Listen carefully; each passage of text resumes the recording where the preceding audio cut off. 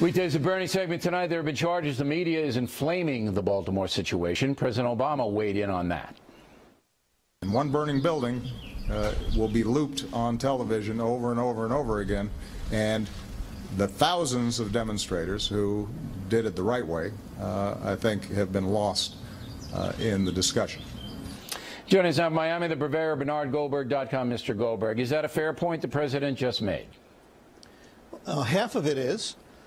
Maybe there should have been more coverage of the peaceful demonstrators. But no, it wasn't one building, the CVS drugstore on a loop being played over and over again.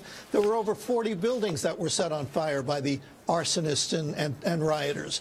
There were over 100 cars set on fire. At his news conference, he said, this is his word, it was a handful of people involved.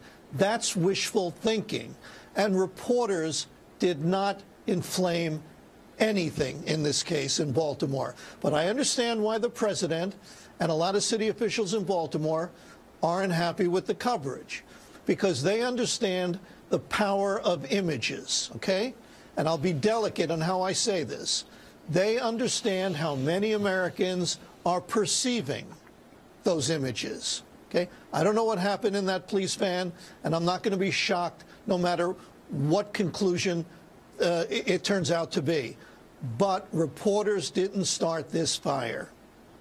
And the basic premise of news is that you report things that are unusual, not that 90% of the American people are good, decent, hardworking folks. I mean, that's not what you look for. You look for, hey, is there violence? Yes, there was violence. Hey, is there destruction? Yes, there was destruction. I do agree that looping video when there's only a small portion that there's a problem and making it seem bigger is not right. But as you pointed out rightfully, that's not what happened.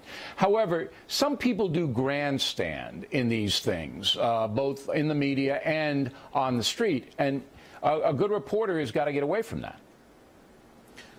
Yeah, and by the way, on the good news, bad news, yeah, we didn't cover the plane at Miami International Airport that did not crash today, and we didn't cover the First National Bank that didn't get held up. So it is the nature of news. Right. The president should understand that. Yeah, he knows that, right. There's a bigger story, though, Bill, and I'm not blowing smoke at you, that you've been covering all week that just is not getting nearly enough attention. We have a split in this country that's as wide as the Grand Canyon. People on the left, whether they're black or white, look at those pictures and see something that conservatives, they look at the same pictures and see something else. Liberals see people being oppressed. They see victims. They don't like the use of the word thug because that implies that the looters are criminals, which of course they are. They want more programs and more federal money. Conservatives, on the other hand, see dysfunction. That's what you've been talking about all week. They see kids running around without fathers. They see kids dropping out of school. They see crime. They see rampant drug use. Now, you tell me, what entrepreneur, what business person is going to invest his money in a community like that? Right. No, none of them will. These are the two views of America. They are. That's an important story. But one that is should true. be covered. Here's the thing: one is true and one is not.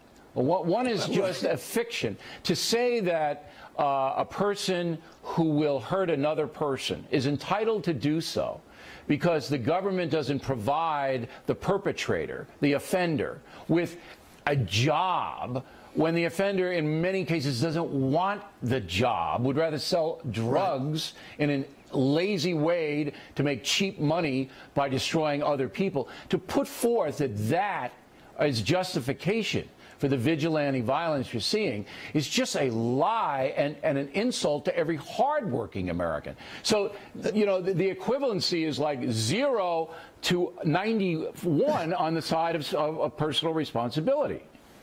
But that's why it's a good story. The president, I wrote a column on my website, and I said 2 cheers for President Obama. The 2 cheers were that he called them thugs, and he said this is unacceptable and all that. Good for him. That's the least he could do, but he did it. But then he goes on to the hopelessness and how we need more programs and how we need to spend money on these things. he goes right up to the edge, but he can't bring himself, as charismatic as he is, he can't bring himself to talk to the black community and say, knock it off. Right. Peer Stop the pressure. dysfunctional behavior. Right. And that's a good story. It is. All right, Bernie, as always, thank you. When we come right back, Ed Henry on reaction to Hillary Clinton's riot analysis.